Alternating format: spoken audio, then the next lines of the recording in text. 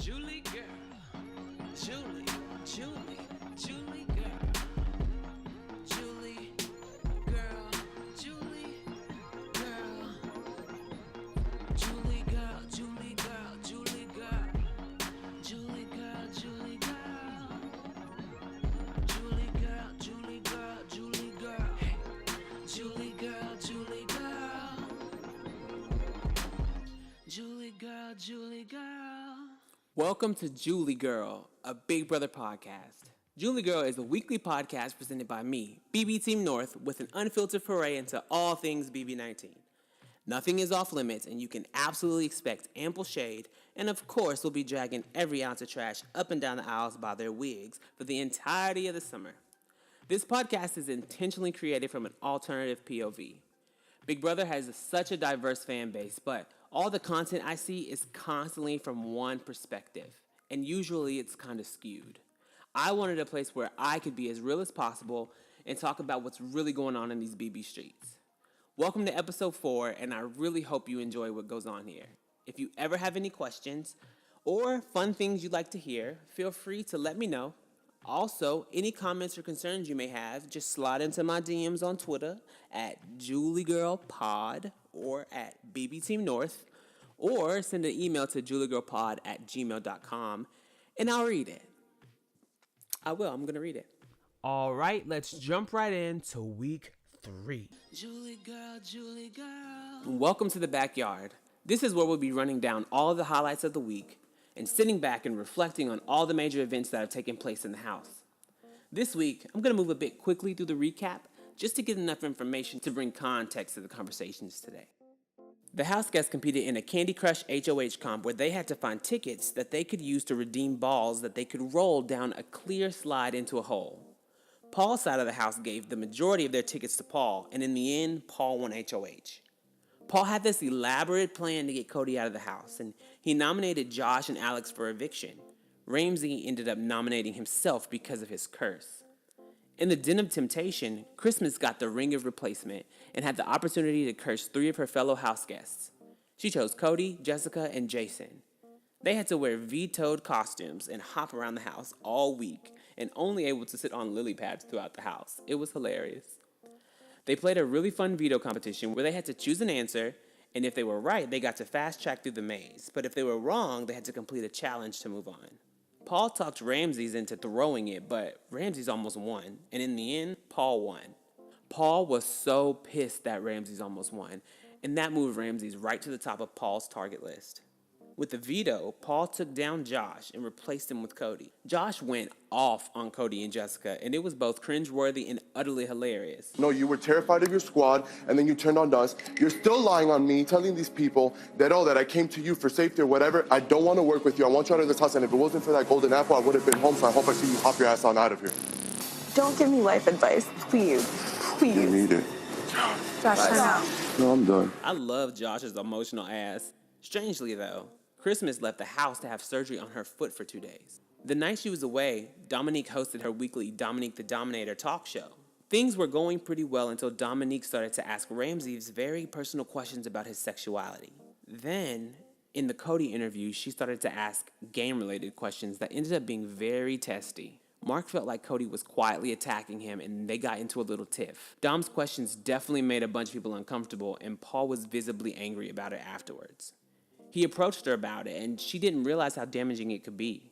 She apologized, but she didn't realize how much damage she had already done. At the live eviction, everyone was waiting to see if Christmas would return to the game or if she would be pulled from the game.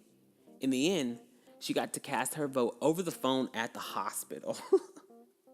And she unexpectedly voted for Ramses to be evicted, throwing a hinky vote into an already very uneasy house. I'm also pretty sure it made history as the first vote to be cast from outside of the Big Brother house. There was also speculations that the phone didn't disconnect, and Christmas heard that she was the 3rd vote for Ramses. So she knew Jessica was one of those votes, and when she got back into the house, she started questioning people on who those votes could be. Inevitably, Cody was evicted from the house by a vote of 7-3. The 3 votes sent the house into paranoia mode. Jessica, Christmas, and Kevin all voted for Ramses, but the house only knew about Jessica. Kevin told Paul he voted for Ramses, and Christmas told Paul as well. Paul set himself up really well and is running this game. He uses the paranoia to his advantage and stokes the fires, but it's easy to do that when you have safety for 3 weeks. During the next HOH competition, they had to stand on a wall and hold on while it tilted. It's a classic wall comp. I was really impressed with Elena. She was a fighter. She held on so long and could have won. I was begging for Whistle Bitch to fall his ass down, and Elena was able to convince him to fall. I really thought she was going to win, but in the end, Alex talked her down. Alex was the new HOH, and this worried me, because she's one of Paul's minions, and I just knew he would influence the way that the house was going to shake. And that's when the bullshit started. With Cody gone, Jessica was the obvious target, but Alex and Jason have wanted Dominique gone since week 1. Dominique isn't necessarily a big energy in the house, and it's always been weird to me that she was targeted so early on. I know that her and Mark have a strong relationship, but at the end of the day, it really wasn't a big problem. After the disastrous show she had, she became one of Paul's biggest targets. Alex nominated Jessica and Dominique for eviction. The week then got very weird. The POV competition is usually on Monday, but it took place on a Friday night after nominations. They started around 11 p.m., and I fell asleep waiting for the results, but for some reason I woke up very early on Saturday, and I noticed that the house guests were still awake, so I turned up the feeds. Paul and Dominique were in the middle of a 6 a.m. argument in the HOH room. Alex told Paul that Dominique implied that there was a snake in the house, and that the snake was Paul. So Paul, being the attention whore that he is, took it upon himself to wake Dominique up and tell her to come to the HOH room, which woke up other people in the house as well. The argument lasted well over an hour, and Elena, Mark, Josh, Christmas, Raven, Matt, Jason, and Alex were all in there listening by the end. Paul was screaming and talking in circles, and Dominique wasn't trying to give up any names, but after being pried about it for so long, she told him that he was the one she thought was a snake. Paul was so disrespectful to her, and it had me so heated. He mocked her religious practices and was trying to make her jump out of character and become the angry black woman stereotype that she so desperately tried to avoid all season. The situation turned the whole house against Dominique and made her the absolute target for eviction. Jason wants to take Jessica down and put Raven up so Dominique goes home for sure. In the end, the nominees stayed the same. This whole situation was really upsetting to me. I like Dominique, and seeing the house turn on her for basically nothing is really unsettling. And that's the basis of what I want to talk about today. Julie girl. It can be really tough out in these BB Twitter streets. And today, I've invited my first guest from Twitter onto the show for a really important conversation. It's funny because for one reason or another, I got my ass blocked by her during BBOTT, and honestly, I probably deserved it. Now that we're on to BB19, I ran across something she said, and I reached out to see if she'd be interested in engaging in a much-needed conversation, and I'm so pleased that she accepted. Julie girl. This segment is a moment where we'll sit down and discuss a certain situation and dive deep into the heart of it. This week, we're discussing blackness in the Big Brother house from a fan's perspective. Alrighty, everyone, I have Michelle with me today. Hi, Michelle, and welcome to Julie Girl. Hello. I'm super excited about this. Thank you for joining me. I'm really excited about this, too. You're my first person from Twitter to have on the show, so I'm really excited about it. Well, hopefully I don't mess it up too much so that I'm not your last one. I don't want to set a bad precedent. Right. You're going to be fine, I promise. So, Michelle, please introduce yourself and tell the people where they can find you on Twitter. Yep, my name is Michelle. You can find me at MO_ZPP on Twitter. Alrighty, man. Where do we begin with this topic? There is so much to cover, and it's so much. A conversation that there's more every single day. Every I feel day. like. Every day. It's exhausting, and it's a conversation that always ends up very controversial, especially when had in a public space where other races have an opportunity to have an opinion on it. Before we get in, though, can I say like two things? Because I think the point you just said about other people having an opinion on it, I think there's like two things that feel really important. One, in this conversation, I think neither one of us are calling anybody like a 1950s racist, you know? Yeah. Like, I think sometimes when we start talking about issues of race, especially where, you know, people who have different perspectives and experiences, people like assume that you're calling everybody a Klansman or something, right? Right. We can talk about race and not be calling people racist, even though I personally believe, you know, everybody's a little bit racist. We've been all, you know, inhaling racism our entire lives, but that's one thing. And then I think the other thing is like connected to that. this whole conversation, for me at least, I'm just going to share my personal opinion. And I think sometimes it's hard for people. They assume, like, as a minority that you are the voice of minorities, but we are, like, different. We have different perspectives. You and I may not even agree in this conversation. So I just want to also, like, manage the expectation that I'm not the representative of all Black people, all Black women. I'm definitely not the representative of all Black Twitter. So I don't know. I feel like those things, when you said that, it just made me feel like, yep, that's so important for people to keep in mind. It is. And I'm happy that you prefaced it with that, because it is important to remember that each person is an individual and that we are entitled to our opinions, even if they are right or if they are wrong. So I appreciate this. This is starting off on a great foot. Good. This week, I just wanted to hear from strictly Black voices, because we have a unique experience in America and inside the Big Brother house. And our experience is always a topic of conversation, especially when it comes to Big Brother. And when it comes to Big Brother, a lot of the content that is made for the show comes from white males. And we've accepted that for a long time. And don't get me wrong, I love a lot of the content I see, but I hardly can really relate to their perspectives. So I just wanted to start with a few statistics when it comes to African American and minorities in the Big Brother house. Over the past 20 seasons of BBUS, there have been 63 minorities who have played in the game Big Brother. And of that, 32 of them have been African American. Usually, there's 1 or 2 per season, but BB13 and BBOTT are the only seasons that have had 3 at a time. Of those 32 African Americans, Danielle Reyes is the only one that's made it to the final 2. And that was 15 years ago. Clearly, we need some change. To say the least. To say the least. Okay, Michelle, so let's get started. The first question at hand: why do you think it is important for Black people to acknowledge that watching this show from a Black point of view is a different experience? I think it's not just important for Black people, but I think it's important for all people to acknowledge that watching this show from a Black point of view is different. Because who we are, what we've experienced in the world, everything we've, like, seen and done, that shapes how we view things, right? And so when I watch a show, especially like one like Big Brother, where I can tune in at any point in the day, I'm obviously going to watch it through a lens that's natural for me. And it's important to acknowledge that for BB can be triggering. You know what I mean? Like, there have been seasons where I see something happen, I hear something said, and it triggers me in a way emotionally, and not always anger. Like, sometimes it's like sadness and sorrow, because I'm watching things in this societal microcosm that reflect things that I'm experiencing in the larger society. You know, like, it's everywhere. Yeah, so I think that's why it's really important, because understanding that the way you're watching it is not the same way that other people are watching it. What you see, how you hear things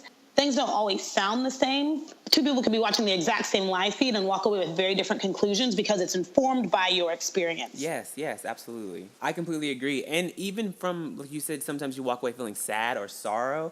Even sometimes you might walk away feeling a little happy. Like, I know in OTT, listening to some of the conversations that the Late Night Jamboree would have, I would have a different experience than other people might have, because clearly they weren't a fan of them, just because I connected to the things that they talked about a little bit more than other people might have, you know?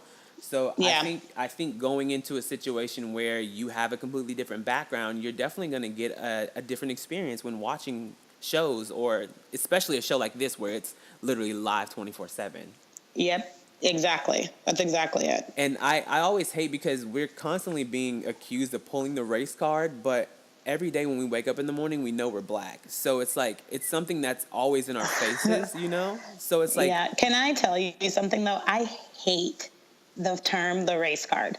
Me too. Like, I hate it because, like, if I'm being really real, it's like this implication that Black people are pulling out this imaginary thing.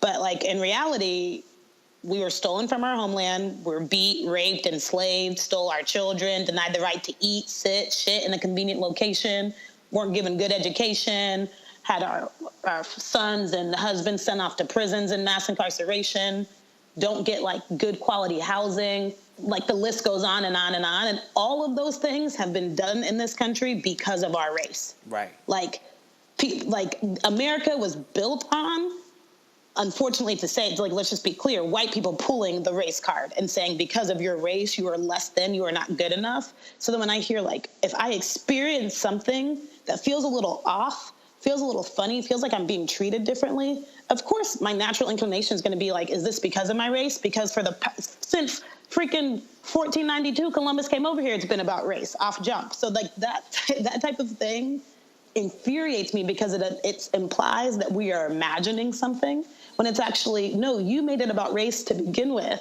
And so when I see things, of course I'm going to think that's the way it is, because that's the way it's always been. We have not known anything different. Amen. I honestly don't even have anything to add, because that was beautiful.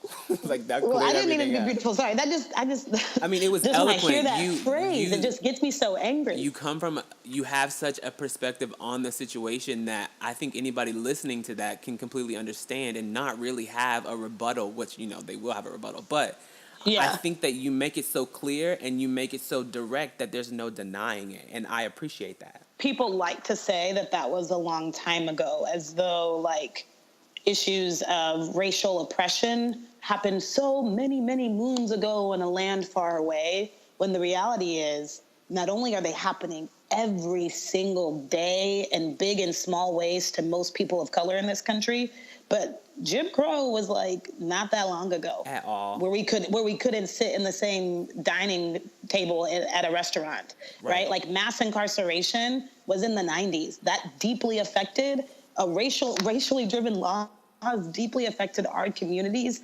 while I was alive, and I'm not that old, right? So I feel like sometimes people want to remove themselves from it, in my personal opinion, to feel like less guilty around issues of race. Absolutely. But it's better if we just like name it and talk about it. And, because it's real and we can move forward. It's real. Yeah, we can definitely move forward, but it's hard to move forward when people ignore it. Absolutely. Right? This year was the 50th year since the Loving ruling. And so to know that interracial marriages were only legal 50 years ago, that's crazy to think about. Yeah. Yep. My mom's 46, so it's like... Exactly. You know, that's crazy. My parents are both over 50. Right. It's crazy, and it's something we do need to talk about. And when it comes to Big Brother, it's like a whole different world. So yeah, people almost assume that you can't talk about social issues and Big Brother. But the reason I love Big Brother, and I love this show, me too, I love it because of the social experiment component of it. Exactly. Right? Like, and so you do have to talk about social issues on top of what's going on. And I think it's important too, because this gives us a bird's eye view of what's actually going on between people from different places. Like we get to watch it and experience every little moment of it, and that's super special. So what would you say is the hardest part about being a fan of Big Brother and also being Black at the same time? I think there's an assumption. No, you know what? The biggest problem is Twitter. Period. Yes, girl. Twitter, period. We can just leave it at that, honestly. Yeah. And well, you know what? No, let me get into it, because I had some experiences in the past couple of hours, I would even say, on Twitter, where I think people, especially when they see, if you either have a Black house guest as your icon, or you have yourself as a Black person as your icon. And I say this because I used to have the Big Brother duck as my icon, and I didn't get as much of the stuff I get now. Really? Where just yesterday somebody called me the N-word and told me to go home and eat some fried chicken. What? And you know what? The N-word didn't bother me that much. The fried chicken did, because I'm on a diet. And so I said, that is so fucking rude, because I'm over here eating this little salad, and you know I wish I had some fried chicken. So don't disrespect me. Or coming in my mentions, talking about stuff I don't need. Yes, exactly. I was like, how you done ruined my night. And I think I find people do this, like, you know, the subliminal shade. I saw in some comment thread where somebody said, well, you know, Dominique fans, you can't really explain logic to them. So I paused myself and I said, what do you mean? But like, let me break this down. Dominique fans, are you assuming that all Dominique fans are Black and that you can't explain logic to them? Are you putting some ascription of intelligence on us? Because I don't want to clap back at Twitter. I'm very well educated. Right. I went to a very good school, if not the best school in the country. I am educated. But people oftentimes are very quick to either be blatantly racist or insult your intelligence. Right. And the only thing I can assume it is race. And I say that just because I did not get that as much when I had the duck as my icon. I did not have anybody calling me the N-word. That was makes not a lot happening. of sense too, because and that shows you that just an image can change somebody's complete perception in the way that they deal with you, and that Yeah. means that there is something, and it has to be the obvious, at that point. Yep. Yep. Exactly. Crazy. So, on Big Brother, do you think things would be different if they would cast more minorities? I think, okay, so when we say more minorities, my gut says yes, but I want to caveat that. So it depends, right? Are we Yeah. talking about a mostly black cast with a couple of white chocolate chips sprinkled in? I think you would see the entire social experiment flipped on its head, right? Now, for all of a sure. sudden, another group of people understands what it's like to not immediately relate and see have somebody commonality. who looks like them immediately. Yep, exactly. Exactly. Like what does it feel like to walk into And a room? that's not even necessarily what I'm saying. I mean more like if it was a little more balanced. If there were 4 Yeah. black people and 4 white people and 4 Hispanic and 4 Yeah. Asians, you know what I mean? Just so there was actually people who you could see and feel like immediate, like Yeah. a connection, even though that's not how things are always chop up. But That's true. being Yeah. in a And situation like that, it would be interesting to see what things did happen.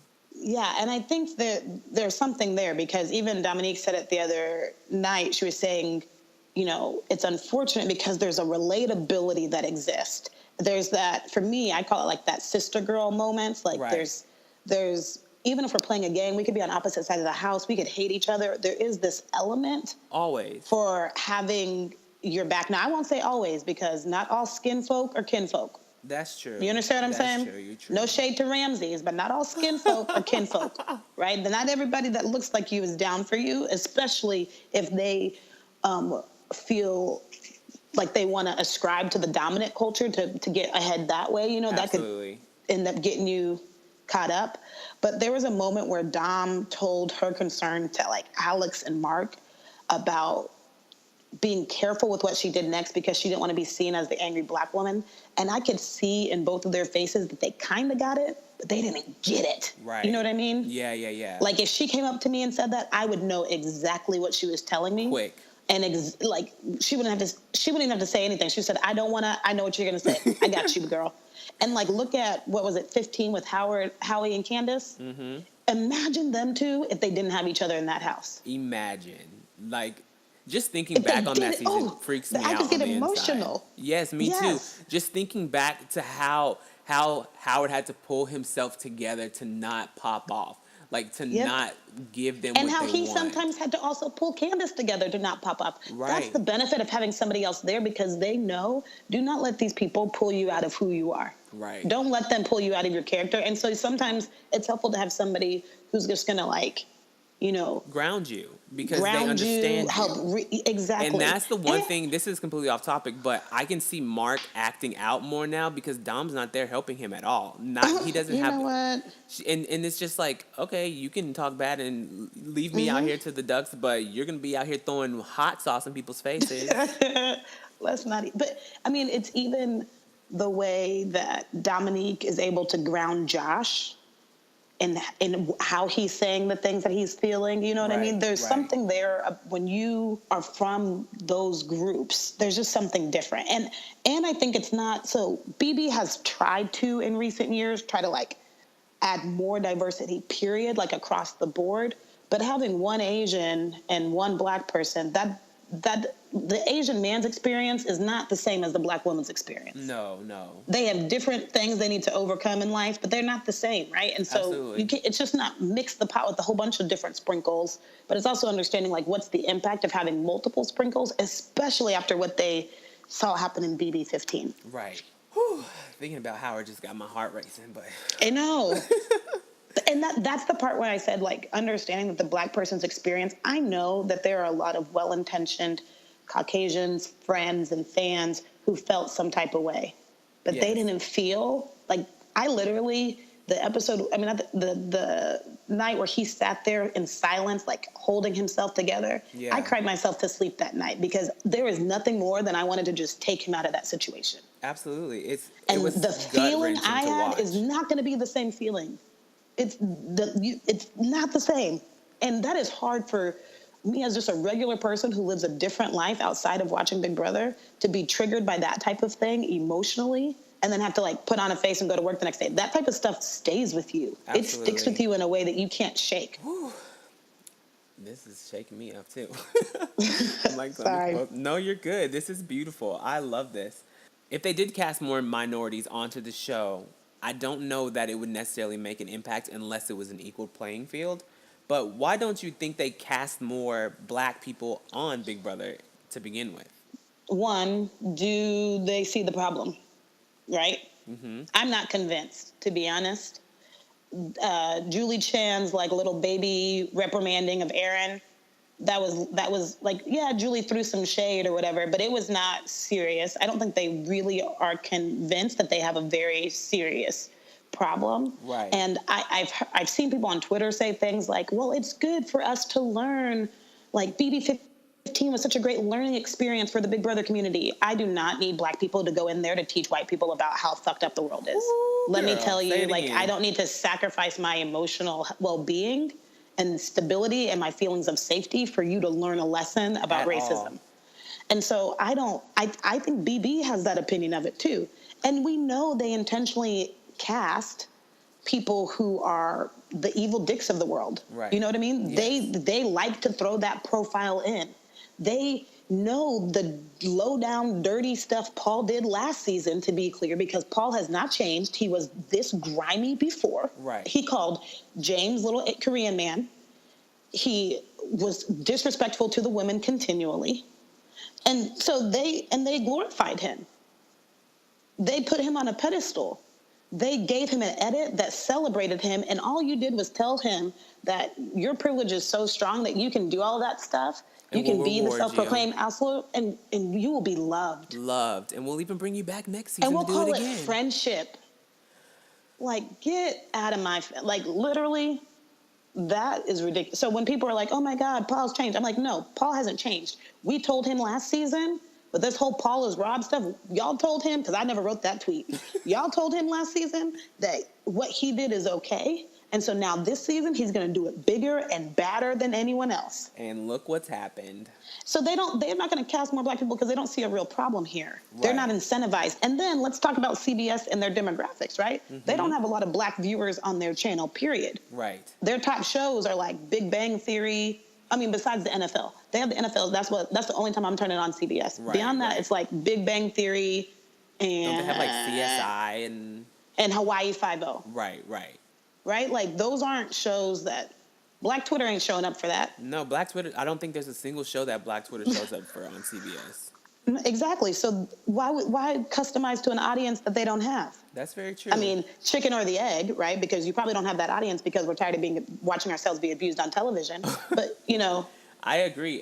But I wish that they would recognize the problem and try to make a change and try to attract more black viewers, because they have a huge platform where they could do that. And somebody on Twitter told me today that they said if they put more black people on the show, the ratings would go down. Look what's happening to The Bachelorette. And I was like... First of all, do not ever come for Rachel. Whoever that person is, put them in my DMs today. No, I'm not kidding. You need to tag me, because what? Don't come for Rachel. Rachel is a blessing. Hello?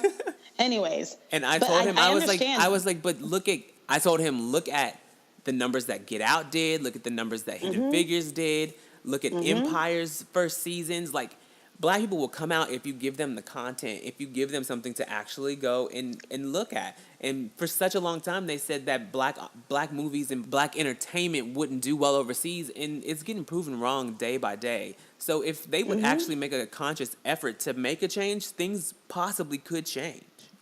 And here's the thing, like, look at this week, right, where one of the biggest black social media outlets, Shade Room, picked up a story on Big Brother. Right. And I read through most of the comments, and people say, a lot of the comments were, this show is always having racist stuff going on, because the only time the black community is hearing what's going on with Big Brother is when y'all are showing your ass. Absolutely. And so then why would I go turn onto that channel if every time I'm hearing about what's going on in Big Brother, it's so negative, right. It's so hurtful, it's so disgusting, right? And I hate that, especially as somebody who would love to be on Big Brother one day. It makes me think twice about it, because it's like, do I want to subject myself to a situation where it could possibly get really ugly for me because I would probably be the only one in the house? or do I just follow it because it's something I love? And I hate that I'm even in that situation. You know, we shouldn't have to even think about that. And that's the other thing when you think about it from the perspective of the Black house guest, right? Because they have an extra layer of choice that's put on top of them, right? Yes. Because when you're in a social experiment where relationships are currency and being able to connect with people authentically is how you're going to get the farthest. If you walk into a space where you're not able to easily relate with others, you have to make the extra choice. Do I change who I am? Now, changing who you are when you're a Black person to fit in with a group of white people, that has an extras, like, your family going to be watching that and be like, whoa, and where'd you Twitter's get that white scent? That's what my family calls it. And they're going to bring out that Uncle Tom gifts and stuff like that. And exactly. There's your game. Yeah, exactly. There's your, like, outside social life. Right. Or you stay true to who you are. You're isolated. You're evicted. You're a pre-jury flap. Like most, not to call them flaps, but like most Black people on Big Brother. Right. They do not go far. You are 100% correct.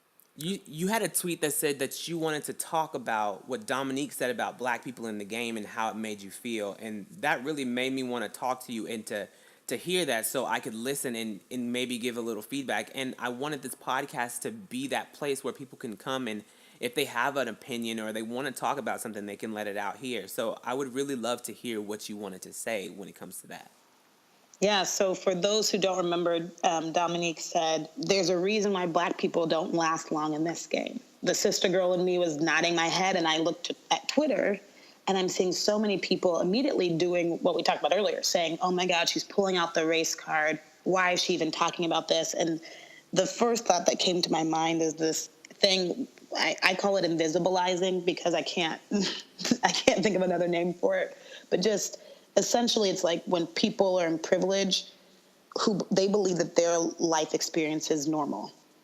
And they argue that they don't have any privilege, that it's just the human experience, right? It's like I don't have a different experience as a person who's white or passes as white in the BB house. It's just the BB experience, right? Right. And they do that so much that they deny that they're even a member of a privileged group while reaping the benefits of that group. And they do it so much that they make it, and it's almost like the person with an issue becomes invisible. Like you don't even see them or hear them with what they're saying. Right. And it reminds me of, like, you know, when you're out to dinner with some beige friends and the waiter's treating you different. And you're like, isn't that waiter treating you different? And they're like, why are you so upset that the waiter is ignoring you? Right? Right. Or they're like, the waiter didn't ignore you. She's probably just rude to everybody. But I done seen her not be rude to everybody. She's being rude to me. Right. And I've seen everybody at this table. You got water? You got water? Exactly. I'm like seeing her being respectful to everyone else but me. And the only thing I can think of that's different is my skin color. Right. And so but when people reject that, it's almost like they don't see you because you're part of your racial identity is seeing you, right? So it made me think of that and thinking about how easy people could erase what she was saying and not validate it. And then on top of that, I think I've loved this game for years now. I've watched most seasons. I didn't watch 10, but I watched most other seasons. Girl, you gotta watch 10. I don't know. I started it and I couldn't do it. But I remember, let's even go back to, BB3. And day one, Marcellus walks into the house. And I loved him because as soon as he started talking smack about people's outfits as the stylist he was like, why is she wearing them overalls and that pink fuzzy top? I was like, yes, honey. But BB3, I remember everybody in the house immediately, maybe 12 hours have gone by. They're like, we got to get him out. Right. For him, I'm watching it as a Black person watching another Black person. He doesn't feel comfortable. He can't relate to these people, so he's distancing himself already. He's just watching them interact. Yeah, he's just watching them interact. And to see how that... as awkward. Like, they see it as an issue, like you're being sneaky. Yeah, you're being sneaky, you're distrustful. And I'm like, it's 12 minutes in, and there's an alliance formed to get him out. Right. Prime example, let's go to this season. Dominique casually, politely, I don't think she should have done it, but, suggest that she doesn't trust Elena. Alex is like, that's so sketch. Paul threw everybody in his alliance under the bus to Alex. Alex was like, can't wait to work with you. Everyone. Wait, what? What? What? Right? Dominique, right now, if you listen to how Raven talks about Dominique, I want to smack some color into her face sometimes. No, sorry, I shouldn't have said that. No, girl, you can put it out there. Smack but away. Whatever. But because she does need some color. But anyways, the way she retold like Dominique asking about the balsamic, how she tapped her. Like we've seen Dominique. Dominique's neck don't swivel. She does not. Her neck isn't aggressive. She's not that type because she's so. She's intentionally not being. She's that intentionally type. Voiding that, and the way they're retelling stories, the way Christmas spoke to her by that pool. By that, she would have got beat with that crutch, honestly, because both her and Paul needed to get a lash across the face. They needed to get got. That's what they needed to get. Because they need to watch themselves. They have had me heated all week. But the thing is, it's like, look, Cody was actually a pretty sketchy person. He was. He may or may not be a serial killer, you know? And somehow Dominique, who has been nothing but courteous, who's reached out to the people who have always been excluded. When somebody's having a hard time, she can talk to you. She has not done anything. And the ease at which we can villainize her, the number of times I've heard her called aggressive when Paul is actually an aggressive human. Right. Paul is the definition sickening. of aggressive. But no, we don't talk. They don't talk about Paul can't get Dominique's name out of his mouth, but they talk about she's so aggressive. She came at me. She da-da-da-da. She tried to come for me. And the number of times that they've used black scent. They've started Raven to is the one. Black accent onto Dominique when Dominique doesn't talk like that. Exactly. And so when she says a black person's experience, I'm like, yes, because everything subliminally, every subliminal stereotype, racial bias, every prejudice shows up in the way that they talk about her behind her back. Right. In the way that they interact with her, and the way that they treat her. And the hard part is the people who are not people of color watching the show sometimes they don't see it. Right. Especially because they're microaggressions, right? They're saying little things that if you have been accustomed to experiencing prejudice, you hear them so keenly. They're like a knife know what those on the things back of sound your like. neck. You just Yes. feel it. You can feel it. You feel it. You hear it. But and if so you're when I'm not like, used to that, you don't recognize it at all. You're just like, oh, she's just saying what she feels. Like, no, she's like, from a different perspective, it feels different. And so it's crazy, especially the day where they got into the big argument. Paul and Dominique got into the argument upstairs. Oh my God, and they came downstairs and Raven was like, she woke everybody up at night and this and this and that. And I was like, Dominique was in her room asleep. Paul was the one that went in and woke her up, woke Josh up in the midst of it. And then Josh went upstairs because he heard the drama. And then they were like, oh, here he comes. Like, y'all are the ones acting a fool. Dominique is not bothering anybody. They constantly villainize her. They villainize her to the point where now people can't talk to her without witnesses. Oh, my gosh. This week has been a mess. Like, if I, week one, interacting with everybody, if I ever said who was the least threatening human in that house, I would have said Dominique. Absolutely. But now, all of a sudden, she is threatening. And people don't feel safe around her. They're uncomfortable. They need a security guard for little old Dominique? What did she do? All Dominique wants to do is read you a passage from the Bible. That's she wants to give you that really good word, girl. That's all. She just wants to. She don't even really talk that much game. She don't mainly talk to you about what's in the Bible. But now she's threatening. She's scary. And as a black person, guess what? It's the same freaking thing. And we see it all the time. Last season, it was what really drove me nuts was the way in which Frank hypersexualized Zakiya and Davon, and Twitter stayed quiet. And Bridget stayed quiet. Because let me tell you what I don't like, fake feminism. Because when he was putting his hands on their butts, when he was calling them hoes and sluts and saying things to them that he didn't say to the non-black women, and black women, we know one of the things that we're often microaggressed on is being hypersexualized. What? Their experience is different. Davon is now dealing with an emotional stress of how do I stand up for myself and not go against a person who has social clout in this game. Without being looked at as an angry black woman, like because they immediately would jump to that and she'll immediately be this scary thing, this thing we don't want to mess with. We're just gonna we're gonna leave her alone and let her cool down. Like, get out of here. Yep. So, when it comes to So, the angry black woman edit, how do you feel that that is a constant thing that comes up in Big Brother? That's a constant thing that comes up in my life. I hear you.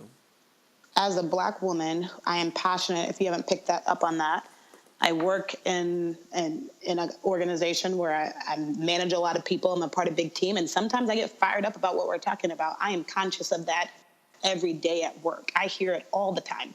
Your tone. I don't care about how I said it. The content of what I said was valid, right? But the delivery, right? So I get it. I get it that there is this baggage that comes in. You're not allowed to be your full liberated self.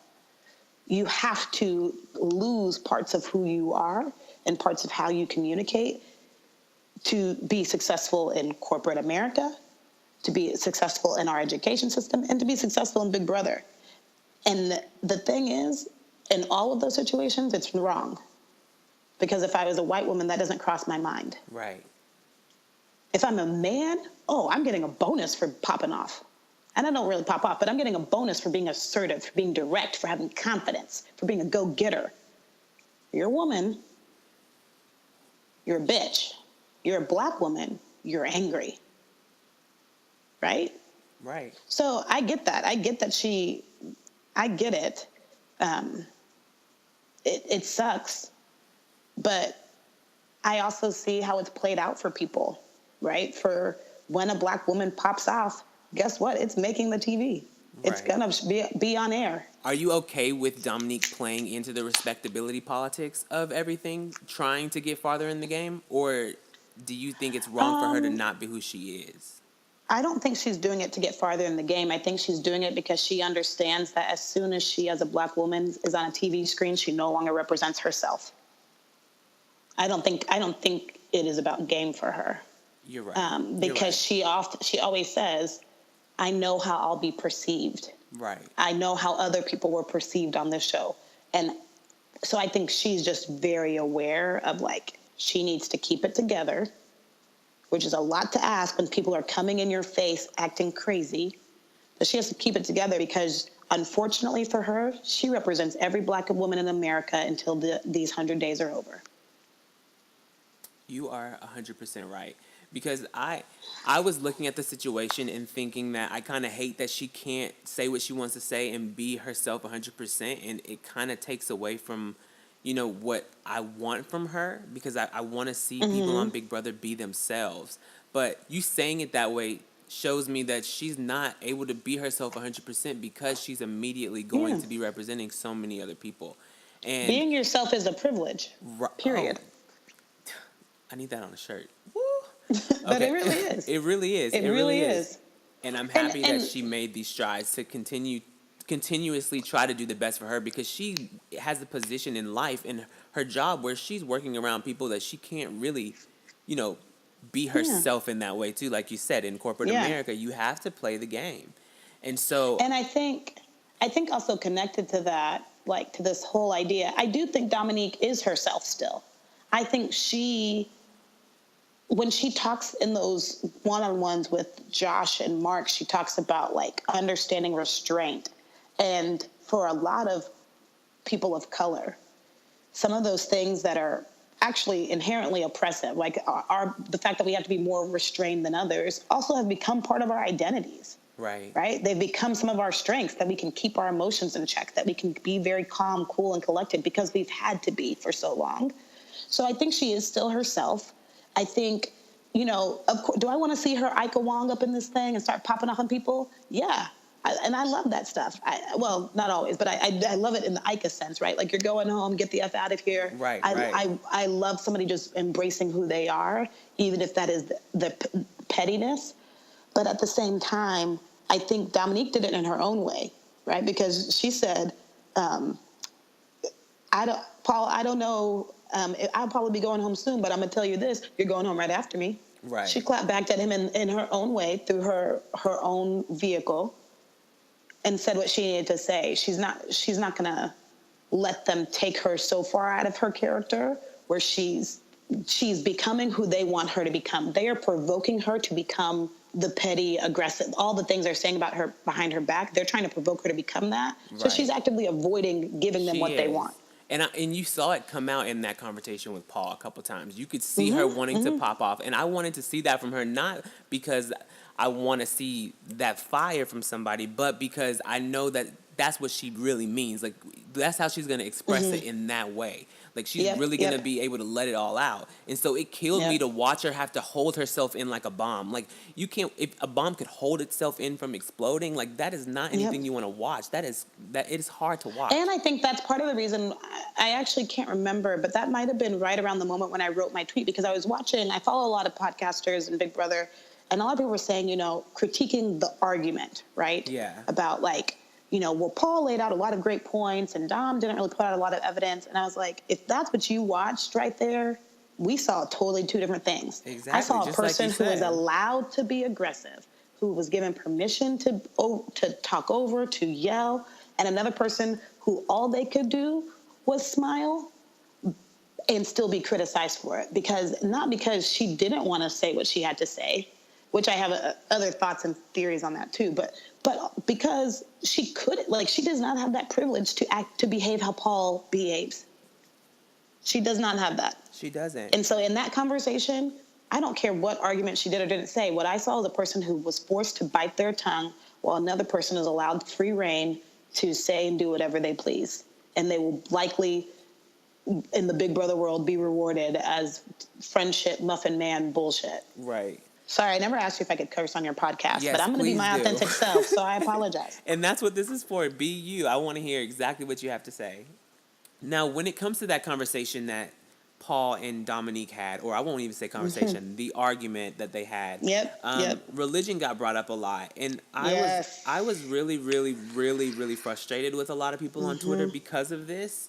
I think religion is something that, for me, seeing Dominique be so open with her religion, I can respect it, because some people they grow up in that way. That's how they reconcile life. That's how they reconcile situations. That's how they can move through life and feel comfortable with themselves, by always leaning back and knowing that there's a higher power that's directing them.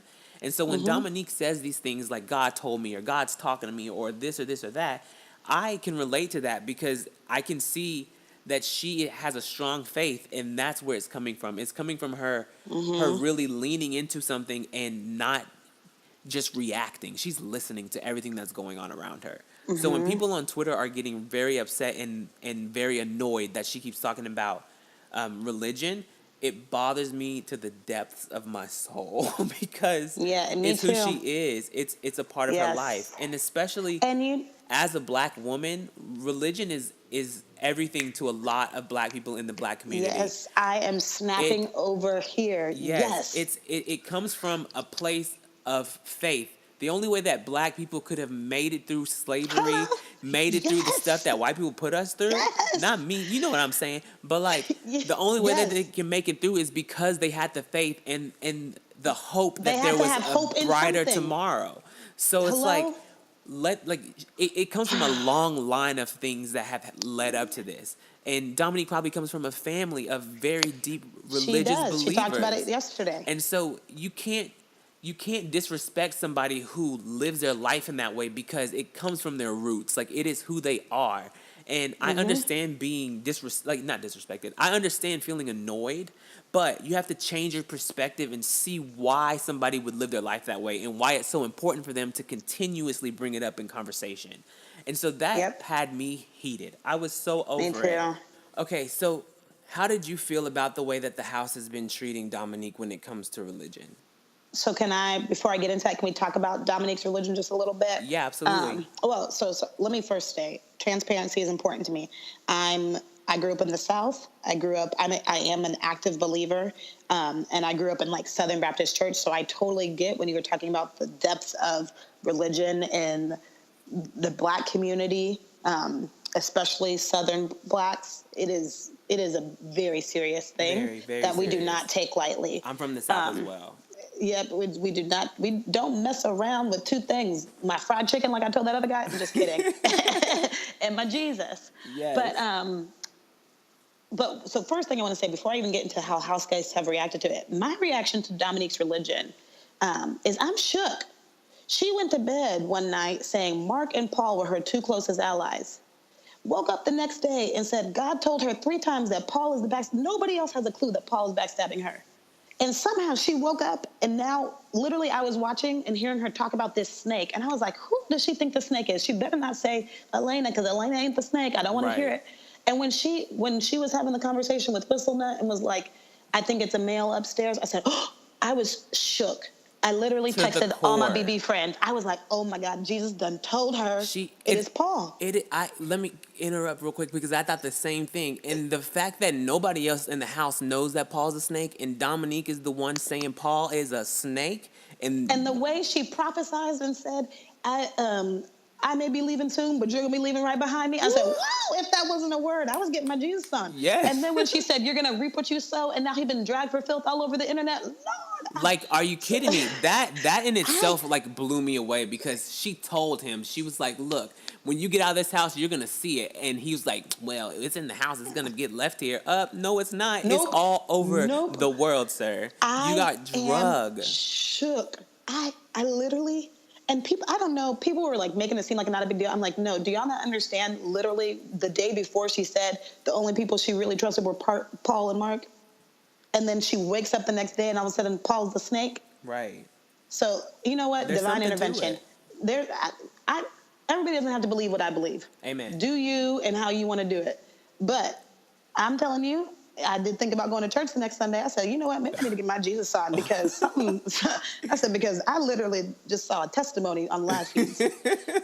So that's one thing. I just wanted to name that. But I think the way Paul talks about it, I get it when people say, don't bring religion into the game. I understand what people are trying to say. Yes. But what I hear is, don't bring your full self into the game. And we would never say that to somebody about their sexual orientation. We would never say that to players like Audrey, right? We wouldn't say, don't bring that in because it makes somebody uncomfortable. No, that's who they are, boo. That is who they are. Be your full self. And if Dominique's full self is having God as primary to her identity, I never want to be a part of telling somebody to not be who they are. Themselves. Exactly. Thank you. And so it boggles my mind that I have the same people on my timeline that would that want to slaughter somebody for when Cody said tranny, right? Right. But then are the same ones saying Dominique needs to stop talking about it. Like, that's who she is. It's part of her identity. And if a house guest feels very uncomfortable, they can choose to have a conversation with her about it. But it's her identity. I just don't believe that we should pick and choose what elements of people's identity are acceptable to bring in and what elements aren't acceptable to bring in. That bothers me. That is an amazing point. I just want to say that. And then Paul, when he said, because people missed it. I watched it twice. The first time he said, God's not here. He can't, basically saying he couldn't be the other witness. But he continually made that little side type of comment, like, oh, what are you going to do? Ask God in that argument. He kept making it, and it churned my stomach because now you've moved from saying, let's not introduce that into the argument, which that could have been fine. Now you've moved into mocking. And mocking is disrespect. Especially because Paul was so adamant last season to say, I am not an atheist, I am a Christian. I'm like, I don't know. You know what? I'm not going to tell you how to do your faith. I'm not going to. But as a person of faith, I can't, under any circumstances, make-believe world, game, whatever Paul wants to call it, mock God. Like, that makes me uncomfortable. So I don't understand how he claims he subscribes to that faith, but then is so easily mocking it. Right. That is disgusting to me. It's deeply disgusting. And then his fans will turn around and say, well, he's just playing the game. He's trying to shake her. No, and it's like, no, that's on a personal level. You could have done everything else. You could have said, your argument doesn't make sense. You're just being crazy. You're a liar. Do all those things. And Dominique has even said that is the thing that pushed her. Now as she talks back, she's like, he disrespected my God. And he crossed the line. So no, we're not going to be friends outside of this. Intentionally. And that takes it to a whole nother level. And that, I think she would have been fine. She would have been like, he was a snake, whatever. I think she would have been fine until he did that. Right. And especially when you know how important it is to her. Mm-hmm. You know what I mean? Like, deeply disrespectful. You know how important it is to her. She's had conversations with you about how important it is to her. That's too far. That makes me uncomfortable. And I'm like, whatever friendship Paul has, like, fuck that. I don't want that friendship. This is what I don't you call want that. Friendship? You can keep Exactly. You can keep it because it sounds like trash. Absolutely. So and I got plenty of trash I think cans. he's gone too far. And I can understand it from sort of, not fully. I can kind of understand it from Elena's perspective. They've had a lot of conversations about religion and faith, and Elena felt like that was what kept them close to each other. So now that she feels like Dominique is implying that God has revealed it's her and she hasn't done anything wrong, I think I can kind of follow her train of thought, and she hasn't gone to mocking. She's more so like, Dominique's crazy. Right. Which she'll find out that she's not. But I think what Paul did, too far. Too far. So, since we're talking about Paul, how about we talk about the situation that occurred yesterday? So, one, do I think Paul is a racist? And by racist, I mean 1950s Klansman, violent towards African Americans type racist. No, I make that distinction of when I say 1950s Klansman, because that's what people hear when you say the word racist. Right. And I really do believe everybody's a little bit racist, including Black people. We've internalized racism because it's a system of oppression, right? So is Paul actively, trying to marginalize Black people? No. Has Paul claimed to be woke? Yes. Yes. Is Paul continually reminded people of how educated he is? Constantly. Yes. Constantly. So when you are in a situation talking about putting on this mud mask, and your language all of a sudden, because you could have said black mask repeatedly. You said black face, not just once. He said it like 2 or 3 times, right? Did. So nothing in your brain says, that's not what I meant. And You know what? Paul, in his rage and ignorance, like I said, I've known Paul has been disrespectful this is not news to me. So I'm actually not surprised that he said blackface. I am more so disgusted at every other person in that room Absolutely. who laughed along. Not one of you guys is aware enough to say, like, whoa, pause, whoa, that's not what you mean. Whoa, be careful. Whoa, what are we doing? Or just be like, maybe you should do the green one. Because he has options. That's the thing for me. It's like you have multiple options to use. But you were comfortable enough to say... to me. Exactly. But, and the other thing is, y'all are so caught up in your imaginary hatred, right? Hatred rooted, not imaginary. Your hatred is real, but it's unsubstantiated. Right. It has no foundation. Okay. You are so wrapped up in your rage that you've lost sense and reason. It's disturbing. It is. And so when people say, well, that wasn't his intention, he was doing a snake costume, guess what? Intention means nothing. Does not always, I have a lot of good intentions, but I can still be offensive. I can still be rude. I can still do things that harm others, right? Absolutely. And if you don't understand what it would have felt like for Dominique if you walked in that outfit with blackface on, if you don't have the ability to empathize she's already feeling alone and isolated. She's already named. She's the only house guest who identifies as Black, and then in walks her her opposition in the moment, dressed in. When you look at it, it looks like you're trying to dress like a Black woman. Absolutely. You don't pick up the snake thing. No, not at all. A man wearing a dress and tights with their face painted black. Automatic Black woman. Like what else could it be? What else would I think? I would not think. Paul has never worn a dress on this season, so I'm just like, you're dressing like a woman first and foremost. Then after you see him, you might think, oh, it's snake print. Oh, he's it might be. But initial shock, I emotionally can get to that space. When you, absolutely. I don't think, me personally, I won't speak for Dominique. If you walked into that veto ceremony looking like that, I don't think I would have even been able to be at the space to see you as a snake. I would have been so emotionally distraught.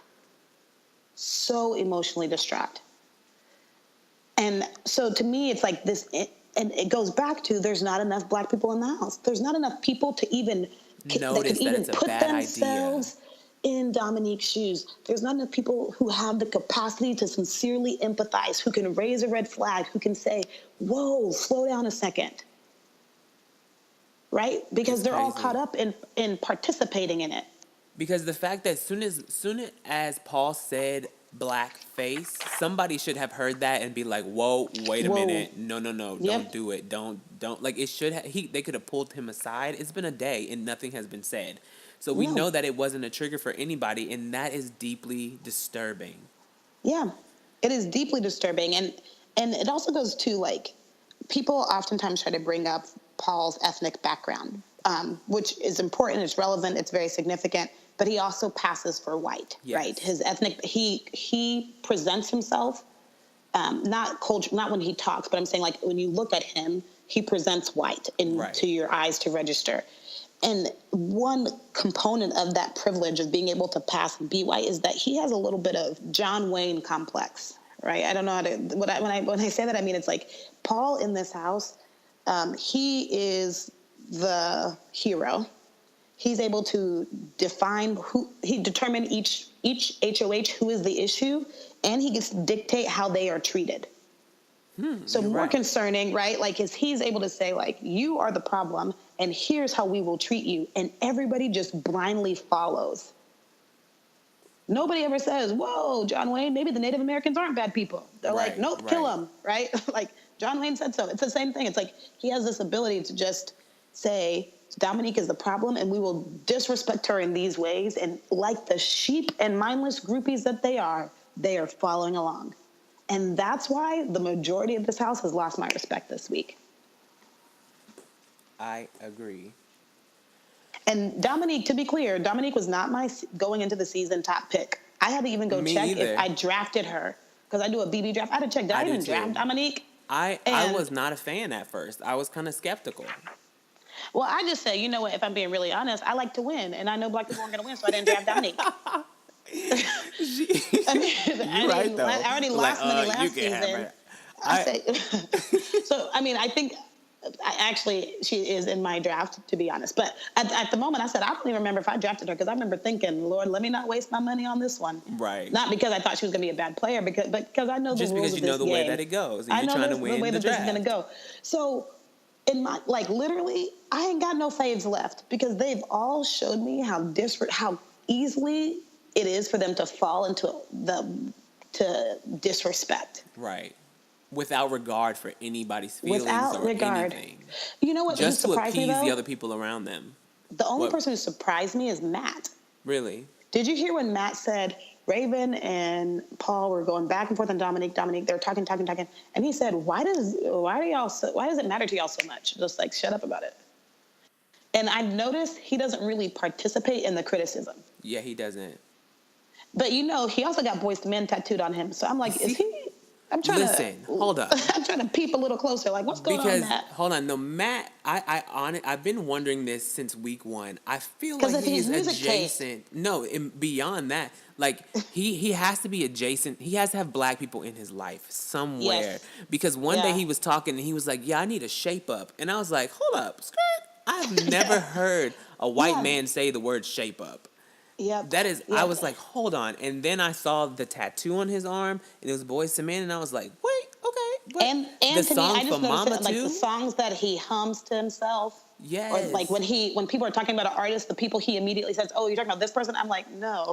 They're talking about Lady Gaga. I've been saying this not so much. Migos. Whenever Kevin was trying to get people to know what In Living Color was, and he was the only person that knew what it was. Yeah, something's going on with Matt. So I don't know what Matt has done in his past life, who he hangs with, you know, what chocolate he's tasted. I don't know, but something's going on with Matt. But so I kind of respect him a little bit, because I notice he's not participating, but he doesn't have the balls to stand up against it. Right. You know what I mean? Mm-hmm. So it's like... And I have to take into consideration that he's playing a game. So it's like, he's playing furniture. He's playing IKEA. You're right. And he is winning the IKEA game. But... Yeah, true. He is But just if he does speak up, it might put a target on him. You know, like, I always have to keep that in mind. That's what bothers me. That's what's wrong with the game, right? It is.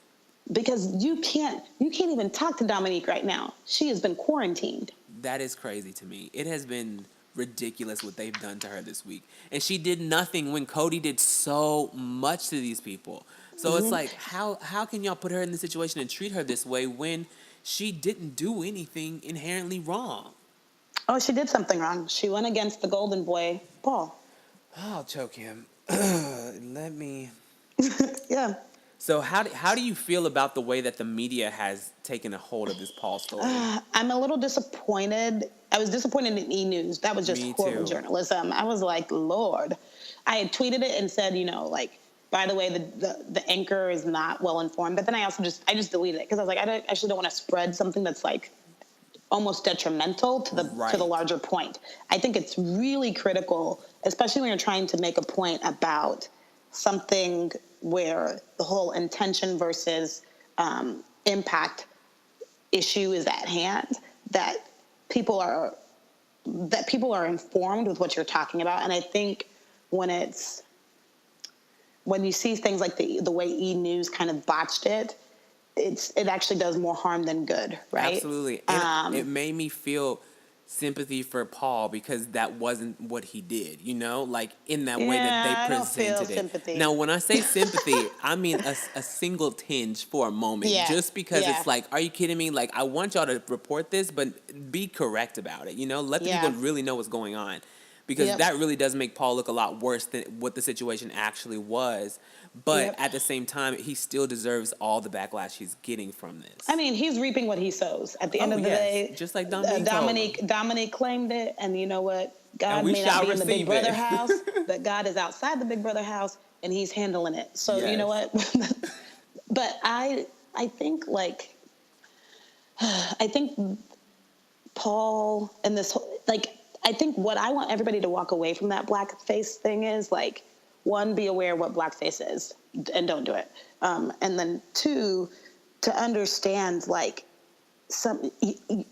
you can't just be flippant about the jokes and the things that you're doing, right? There are other people that are impacted by that. And so when I had a lot of people in my mentions today because I had tweeted about it, we're talking about, why are you okay with people ruining Paul's life? One, Paul is a white, cisgendered male. Wealthy as well. Or he passes as white. I don't want to, if he doesn't identify as white, but he presents and passes as white.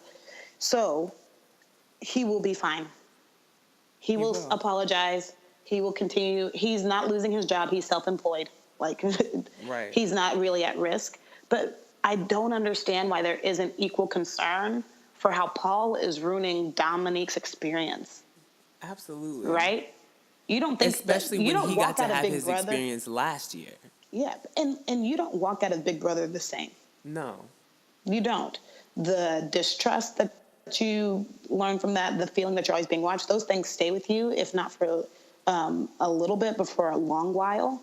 And so the way in which he's pushed her into complete isolation in a confined space, and then people are talking about his life being, I'm like, his life isn't ruined. But you have no problem with the active and aggressive bullying that he's doing. Right. You don't see the lasting impact that could have, right? You're more so worried about, oh my God, I can't believe the media found out about this because you guys are whiners. I'm like, well, I can't believe he said it. So, Michelle, we've talked about a lot of different things today, and I thank you so much for spending this time with me. For the last thing, I wanted to see if you wanted to pick one house guest in the house and give them some advice. If you could give them some advice. One person? You could do multiple. Just, I'm interested to know what advice you would give somebody in the house right now if you could. Let's see. Paul, shut up. Go home. Just kidding. I'm just kidding. Halfway. Dominique, stay strong. Be yourself. Mark, get a backbone. Matt, speak up. Raven, we get it. Let it go. Yeah, those are the ones. You know what, Kevin, you're turning into kind of a creepy grandpa. Chill out. He's being a little predatory. There's so much I wish I could say to so many of them. You know what? Actually, I think if I could give advice to anybody sincerely, it'd probably be Christmas. Because I think I'm the most disappointed in her. and the way that she's been behaving, not just towards Dominique, but in general. And I think my advice to Christmas would be to like take a moment, pause, and go back to who you said you are. Or in other words, check yourself before you wreck yourself. Right? Like she needs to have like a little bit of a check moment. I think she's getting too big for her britches. For sure. That conversation with Dominique by the pool, if it wasn't Dominique sitting there, if it was Michelle sitting there, she would be in that pool. And or she'd be going to get a leg and arm and eyeball surgery. So, Michelle, thank you so much for talking to me today. Thank you for hearing me ramble and rant. It was amazing. I loved this so much, and I can't wait to do it too. again. You are even helping me see things in a different light, and that's what I really want. I want people to be able to listen and to have these interactions where they're learning from each other. I thank you for being vocal about how you feel, even if people aren't going to be receptive or oppose what you have to say. It's so necessary for us to speak and to be heard. Again, tell the people where they can find you on Twitter so they can say hey. You can find me at MO_ZPP on Twitter, where I'm ranting and raving just as much, but in 140 characters. Awesome. Thank you so much, Michelle. Thank you. Thank you so much for tuning into Julie Girl, a Big Brother podcast. If you enjoyed what you hear today, please like and subscribe and tell your Big Brother friends about us and about how awesome we are. I know today's conversation might have been a little tough to listen to for some people, but I think it's an important conversation to be heard and to be had. And I would really love to hear your feedback. If you have any thoughts or concerns, please reach out to me at @BBTeamNorth on Twitter. Also, be sure to tune in to BB19 every Wednesday, Thursday, and Sunday this summer at 8 p.m., 7 p.m. Central on Wednesdays and Sundays, at 9 p.m., 8 p.m. Central on Thursdays for eviction. Also this week, we have the battle back on Friday. I don't really think we know how this is going to play out, so things could be a little weird. They said that the battle back might not even happen, so we'll see. Also, sign up for CBS All Access to see what's going on in the Big Brother house on the live feeds 24/7. And be on the lookout for a new episode of Julie Girl, a Big Brother podcast coming next week.